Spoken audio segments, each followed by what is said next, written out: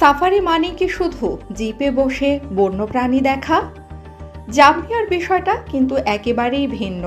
আফ্রিকার দেশ জাম্বিয়াকে বলা হয় বিশ্বের ওয়াকিং সাফারি ক্যাপিটাল। এখানে পর্যটকরা গাড়িতে নয়, বরং গাইড ও আর্মড স্কাউটদের সঙ্গে হেঁটে প্রবেশ করেন বন্যপ্রাণীর এলাকায়।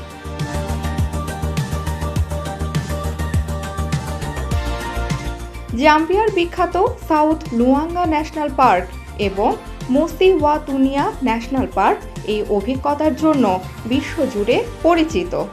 ভাবুন তো, আপনি হাঁটছেন আর কয়েক গজ দূরে দাঁড়িয়ে আছে বিশাল এক সাদা গন্ডার। গাড়ির কাঁচের আড়াল ছাড়া প্রকৃতিকে এত কাছ থেকে অনুভব করাই ওয়াকিং সাফারি সবচেয়ে বড় আকর্ষণ।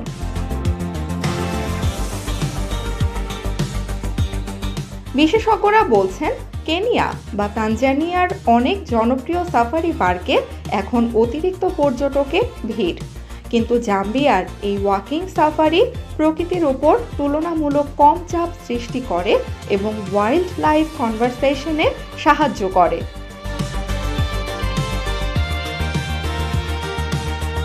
এই ঐতিহ্য শুরু হয়েছিল 1950-এর দশকে কনজারভেশনিস্ট নরম্যান কারের হাত ধরে।